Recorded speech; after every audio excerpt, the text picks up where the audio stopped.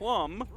And then we're waiting for Siren Vortex to fight Tiger and keep the poo-poo. But we're getting on into this one. Tax Evasion and Laz against himwy and Eero. Now, Remy, I know you remember, but himwy was the winner of Southeast Asia Winter Championship 1v1 edition. How could I forget? I loved it. It was unforgettable set. Incredible Bodvar play coming out from himwy. But no Bodvar right now. We are seeing... Remy, we saw weird team comps in Australia, and it seems like Southeast Asia just wants to show that they have maybe even weirder team comps out here. I see nothing weird on this board. We're looking at Kaya, Taros, Algrim, and 2v2. That's weird to you? That's just the common nature of every region at this point. I mean, I guess I'm just not seeing any gauntlets on the screen whatsoever. That's why I'm really confused here. It's but we a are new seeing wave, new year. You know, they came out here with something different for us. I do see that they brought over the Orion pick that we just saw take the other tournament. So what do you think about that pick so far? I mean, I like an Orion pick in 2v2s, absolutely. I'm not looking at that the same way I'm going to look at the Negan pick that came out by any means. So I'm loving some Lance in 2v2s. I'm liking some Axe in 2v2s as well. I think it fits in 2s better than it fits in 1s. We're already seeing several Axes, of course, on the screen. Also on the Taros side of things, how are you feeling about that one? Okay, well, Taros and 2s, we had a time where that was kind of like everywhere, and you were terrified of it. Now we're seeing it come back due to the Axe changes and the hammer changes, and so far it's doing work in this game. A lot of damage has been put out. You can see the interruptions coming out with the Axe, and like the big hitboxes are doing their jobs, and the slow hitboxes are also allowing the teammates to follow up very precisely. Actually, you saw that Spirit Sider get the KO, giving them that lead in this game, which they desperately need. Now, blue team is just a little bit ahead at this point, but it could be staggered here. Actually, now the red team is in the lead because of Laz. He's not taking too much damage whatsoever, and we might get knocked out here. No actual edge guard being set up. Tax Evasion going down, missing the down air. Oh, ends up picking up that neutral light from Eero. That's actually going to stop the momentum from himwy. I don't think it was actually going to lead to a KO straight away, but that side air from Tax Evasion on the right side will do it. Eero not having to deal with too much pressure from both members of the red team. It seemed like they were focusing on stripping the field, getting the weapons for themselves, and Eero was just chilling on that right soft platform all the way up in the air. So that's what really the blue team probably wanted to happen. Laz still living on the second stock, unable to be taken out. Tax Evasion actually coming in, relieving some of that pressure. Eero was looking for the recovery KO off the top. And that is what that Algrim pick is for at this point. With that high of defense, that high of move speed, you're able to maneuver around all these hitboxes, all the pressure on the map, and get hit sometimes without losing that stock. We saw him ride that all the way into the deep of the red before getting knocked out off the left side. And he's coming back instantly into the fray, doing more work with the Lance pickup. The recovery is not going to take care of us off the top just yet. himwy living to see another day, living to put out more hitboxes. Is that going to net them what they need in this game? Because like you said, Laz is living healthy. The side air and the NC going to take them both out. Separate angles.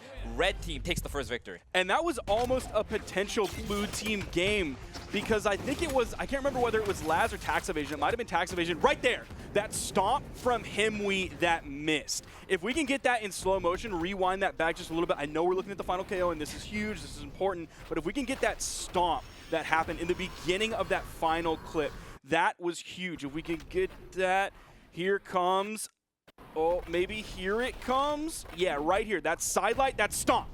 That just barely missed Tax Evasion. That would have been a stomp, probably into the neutral signature, or it could have been the side air. Yep. That probably would have been the KO right there, which would have put the 1v2 going on for Laz. But no, they didn't have to worry about that whatsoever, because that stomp was so low to the ground and ended up missing the aerial opponent. Side light, always putting you just slightly above the ground at the end of it. Doesn't work out for the team combo, gives the red team that momentum, that lead into the second game. That was a close encounter though. Maybe a legend swap, maybe not, but either way, a game that close, you have to feel like you can do something better, and we're going to see what the blue team does better, because I see an Azoth lock-in right now. That means a lot of signatures, most likely. We're going to see a lot of signatures coming out. We are, of course, going to see that continued bow usage coming out from the blue team, swapping off of the Kaya onto the Azoth.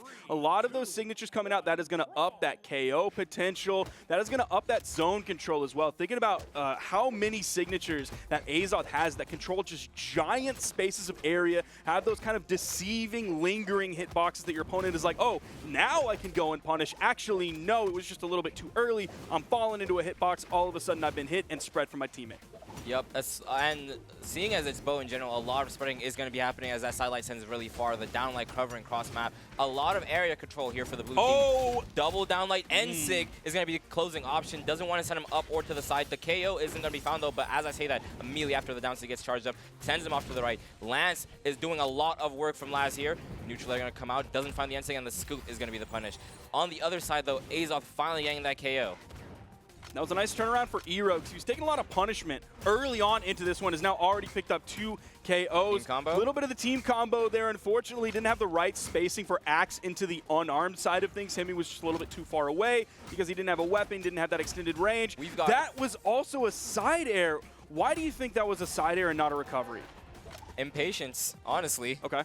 We got 3 axes on the screen. It's a throwback. It's some old school stuff happening. You're seeing the sidelight nairs come through. You're seeing a big end light hitbox. So much work coming out of all these kits here. The neutral is finally going to take him off the top there.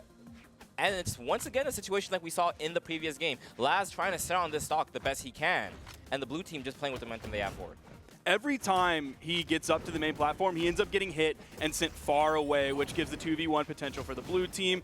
Then he gets back up to the platform, hit away again because he has so much damage on the stock. Even though they don't get the stock right away, they're still completely splitting up the red team, which gives them a lot of time to put out work on to tax evasion. But, I mean, even Laz's defense now not really holding up. They're both on their final stock and both even.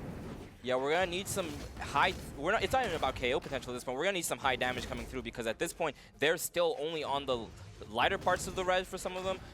Now just entering the red.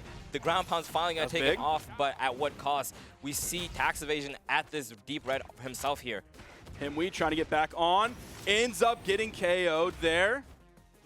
Blue team on final stocks. Tax evasion has to be careful. Definitely has the greater damage between these two. Set up for the combo. What are they able to do? Not much. Tax evasion sent away. Laz sent to the blast zone. That is gotta be it. This has to be a free edge guard for the other team. No, he's actually just gonna land right on the main platform. Okay, tax evasion. Tax evasion doing some work, but the side air is gonna close off that game, evening up the score 1-1. I'm seeing some strange choices coming out from the blue team, and a lot of it I think is on himwy, or sorry, on Eero. If I'm looking at things like I'm looking for that D-light into the down sig. What's going on there? Yeah, that was an interesting choice. Sometimes you just have to dig into your opponent's brain. Okay. And make them fear you. Okay. That's what that was. The downlight D-sig, it wasn't going to connect, but now he's worried about it. That was a down heavy for the morale. Yes. That was a morale booster in that moment. The team vibes on the blue team are up right now. But the weapon combination on the red team, the combo at the start of the game, that's up for them. Now, Eero is sticking with the Azoth pick here. Of course, everybody else sticking with their picks from the previous 2 games. That was a nice almost read attempt coming out from tax evasion, but himwy did have the dodge to get through the turnaround down air after the GC sidelight. I feel like we're seeing a lot of GCs come out from himwy in general on both weapons. We know he likes that GC stomp on the hammer, but we're also seeing GC sidelights come out on the axe, the combo starters on his weapon kits. He likes to keep it aerial, makes it so he doesn't have to touch the ground, gets a little bit of leeway onto his opponent if they get that jump room. Maybe he's just getting those flashbacks to where that hammer D-light didn't actually make the connection. He would have GC'd that, then he's got it. He's like, from now on, I'm going to play the aerial game. You do whatever you want down there. I'll handle them if they ever come back up. If I'm just off the ground, I'm picking up a grounded opponent. If they're in the air, I'm picking up an aerial opponent as well. Laz taking it from his butt, goes for the GC end light. himwy said, you know, I invented that, right? Sends him off with the side stick to the left. That's going to keep it a bit more even, but Bro is taking a lot of damage here on the Azoth. All of a sudden, the defense is not coming through for Laz, but tax evasion is here to kind of pick up any of that slack whatsoever. That's the mark of a truly great 2v2 team. As tax evasion, he's taking a lot of hits here, but none of them are KO moves, so honestly, it doesn't matter. He's at the point where the sidelight doesn't even go into the air. Yeah. Someone needs to get him off this map. He's still just flying around. He's throwing out signatures. Finally, himwy hits the side air to get the KO onto tax evasion. It is 4 stocks to 4, but tax coming in super clean on that final stock. Still white on that. Meanwhile, Eero's going to be in the same space, but a little bit behind. And in fact, a full stock behind coming in on final stock. Now we have 2 lances in hand again. Laz just kind of feeling out the air. Tax evasion doing a lot of work in this game, though. The down stick comes out into the recovery, getting a bit more damage on Eero. Now, if we're looking at the previous moves through the bracket from both of these teams, both of them are coming in on game 4 victories, going 3-1. taxiivation and Laz over Yunpyo and LaPlume, and himwy Eero over Sire Vortex. So both of them coming in pretty confidently in 3-1 fashion. Eero sitting on his last legs here as he enters orange on this Azoth. Now, Azoth, kind of tanky, will survive a bit into the damage, but when they have this big of a lead, you have to do something quick before it gets you detrimental. Laz searching for a weapon. He's going to get sent away as Eero swaps it off the field. No interruption. Creates some space. himwy going to get punished for that end light from behind. And Eero's, they're juggling him, going for this power play here. He might get KO off the top if he's not careful. The side sig from himwy is going to buy him some room. Says my teammate is going to land safely. The end lights are coming out now. Side sig, another end light. He had the time to turn around and throw out that in-light while those hitboxes were like still active. They are underestimating this Azoth character. They don't know about it. And at this point, you better know about it. That character's been out for a long time. And I feel like most people, when they go on to Azoth, they kind of play the legend pretty similarly. There are a few people out there that are super unique, but by and large, people play Azoth kind of the same way. himwy doing some work here, now forcing the 1v1. His axe is starting to go crazy, like one more hit, and Laz is going to be an orange. Laz finally getting some hits in of his own with the Lance neutralizer. The end light's going to be the punish on that landing, though. Man, Laz is out here trying to juggle with Lance Nair like it is not current year anymore. He's looking for the old days of Lance Nair. We have to let these guys cook. You know, they're up there. Let them try what they know. We do see the axe in hand now, and it's doing a lot more work.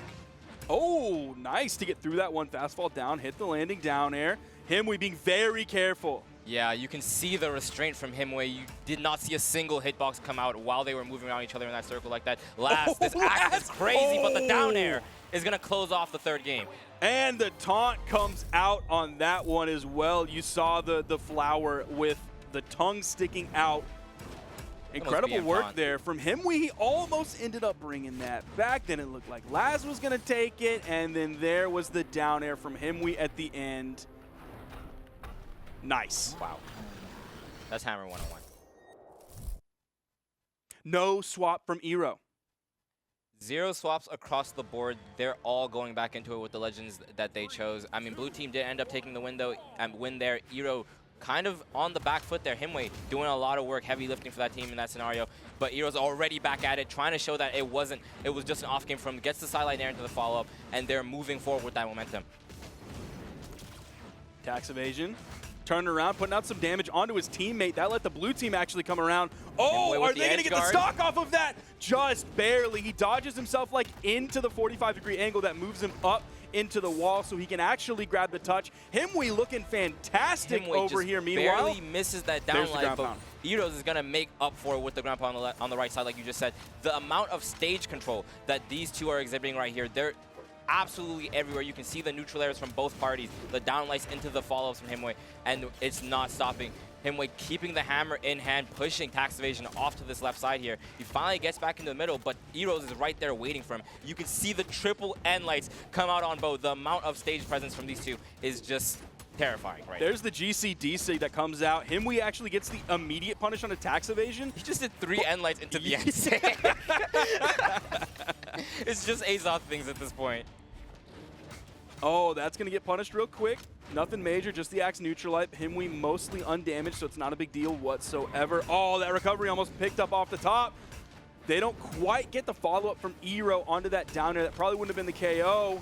There is one from himwy onto Laz. I don't know what changed, but we're seeing a lot more SIGs come out from Azoth this game. We were seeing them slightly. I think in the first time he picked it, we saw like 2 SIGs that hit towards the end, and now they're just coming out like water. After the end lights, you're seeing the end SIGs, you're seeing the side SIGs, and then covering with the end light, you're seeing even the axe SIGs come out as well. It could just be that comfortability, like that first game you swap onto the Azoth, you're like, okay, I'm going to play this a little bit more chill. I'm going to figure out what they're doing. I'm going to figure out where my SIGs can actually fit in before I 100% commit to that signature game plan that almost everybody uses when they pick Azoth. But now he feels comfortable. They just picked up the game. They victory last game. Now we're in game 4. They can take the 3-1 here, get a repeat of their previous set. Now Eero's the only one on second stock. They're in the 2v1 against taxiivation. A little bit of a weird follow-up there. I don't know how much they practice the like left to right combos when they're not on either side.